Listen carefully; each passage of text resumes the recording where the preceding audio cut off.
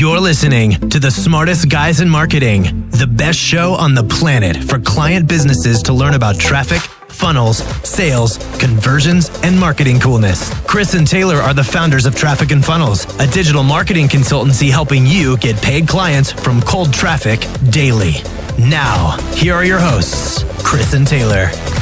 Hey guys, what's up? Taylor here, and hope you're well. I just wanted to record a quick audio intro because me and Chris for the past couple weeks have been out doing some special marketing projects. We're redoing a lot of the front end marketing for our Memos. We relaunched all of our programs. Upper Echelon is brand new. Client Kit is brand new. We've really changed the game and changed the level of service that we're offering clients. It's amazing. It's been a lot of fun, but it's been crazy busy, and we haven't had a chance to record any new episodes for you. So what we're going to do over the next 2 weeks is actually republish to you some older favorite episodes. If you haven't heard these, then this will be a treat for you. If you have, listen to them again. There's a lot of gold in these episodes. And then we'll be back in about 2 weeks with some brand new content for you on the podcast. Grab the memos if you want to see what we've been doing behind the scenes, trafficandfunnels.com/memos. Leave us a review. Be awesome. Hope you enjoy these. What's up, everybody? Chris Evans, Taylor Wells, Traffic and Funnels, the best podcast in the world. Known to mankind up to this point. Up to this point. What are we talking about in this mini episode? Hold on. I got to put in my cool little time tracker, I got to put podcast in here. Oh, my gosh. All right. Here we go. Sorry, I'm good. Guys. Sorry, we're wasting time over there. Yeah, so this is a mini episode, obviously. Unscripted, unrehearsed. 30-second episode. We're like halfway over. Should get some value. All right, so here's what we're talking about today. It's very, very controversial, but we are right. We're on the right side of history on this one. Cash versus credit. And in fact, I wanted to record a video about this, but the podcast will have to do for now. We'll come back to that. And I was going to title this Wealthy Money versus Poor Money. Because really the whole cash versus credit thing is really a reflection of how, it's a reflection of the differences between how the wealthy think about money versus how the poor think about money. Cash and credit, they're both money. Both forms of wealth. But how you use that and the way you feel about that determines your ability to make proper investments into success. So we do this all the time. We talk to people who are like, oh man, I've been stuck at this certain level and I just don't have the cash to invest into XYZ. And we'll talk to them about credit. And people are like culturally hardwired to despise credit. They think it's a bad thing. But when you dig into the businesses that are larger and they're actually doing some amazing things, like we use credit all the time. Most of our advertising expense is put onto credit. Why is that?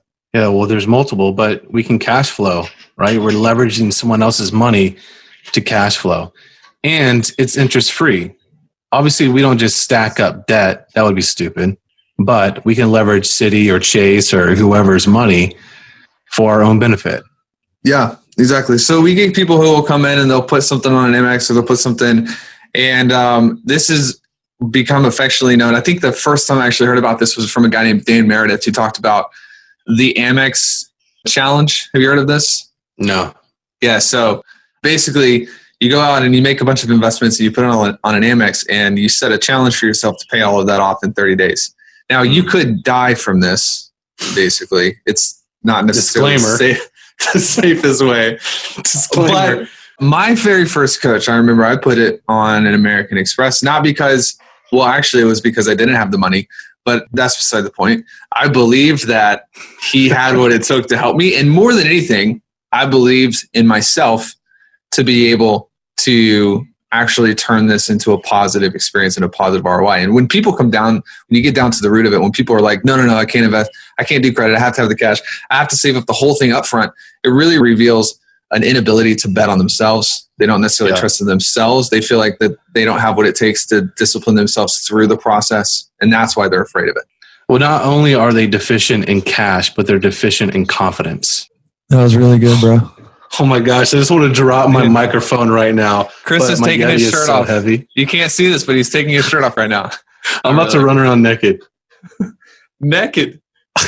But it's true though, right? Like we have no problem dropping 25 grand or 50 grand or whatever because we are confident in our ability to recoup that investment. And if it were worst case scenario, and for some reason that didn't happen, whether the service provider we might have hired totally sucked and blew it, like we're okay with that. Yeah. I think that the model that you have to have is you have to actually look at what are the consequences. It's twofold. This is how we make decisions as well in our business. What are the consequences of not being able to move forward in this particular area? And you kind of get agreed on that. And then also, what's the likelihood of me being able to make this money back in the next 12 months? Mm-hmm.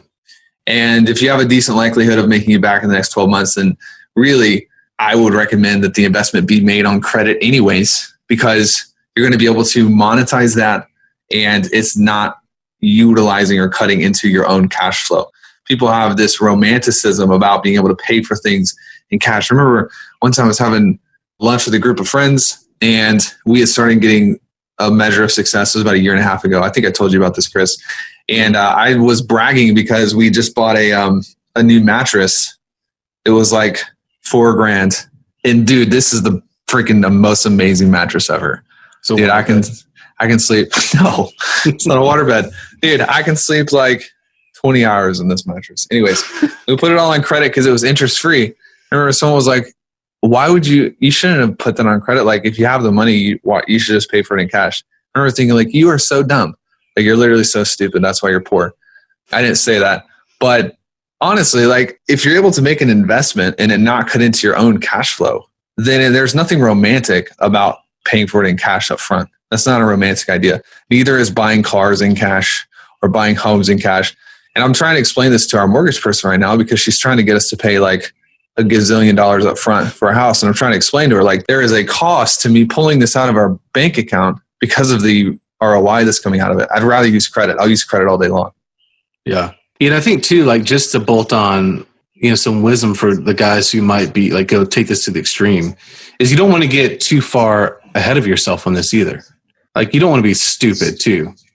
And you have to prioritize and have your focus. So whether you are investing into one mentor before you go out and invest in 3 or 4 others, right? You want to make sure that your output is being kept up by your action and your results. Does that make sense? Yeah, that's a good point. So like your example, when you invested in that coach, you invested $6,000, do it on the Amex. You didn't have that money. At that point, you're making like $1,200 a month and eating ramen noodles. And then within 30 days, you'd gone out and made that money back. Not all of it, but the first payment. So you were close. Like you were keeping in pace with your investment, essentially. Yeah, absolutely. And you were building your confidence at the same time. And then so when the next opportunity came to invest and leverage credit, you have the confidence and you have the track record. Yeah. And I had learned that habit of backing myself into a corner where if I was going to make an investment, my skin was in the game to where I'd backed myself into having to take action. Yeah. And that's the problem with a lot of these information products and things out there today. It's like, like $4 and a book is $10 and you've got these people who just buy everything and they'll never implement them. And that's a problem. It's very comfortable to do. It's comfortable. Yeah. Working with us is not. Well, working with me is, but Chris is mean. I'm extremely mean. So, yeah, it's just having that abundance mindset versus poverty. Mm-hmm. Yeah. So cash versus credit. Always use the credit. Stack up as much debt as you can and then disappear. We need to get a disclaimer on this page somewhere. I'm totally kidding. Yeah, it just reflects more than anything 2 different ways of looking at an ROI. And that's important. So, and if you lack the confidence to leverage the credit, there's probably a deeper issue going on with you that we need to talk about next time on the Price is Right. Cool. Peace. Later. All right. See ya. This is thepodcastfactory.com.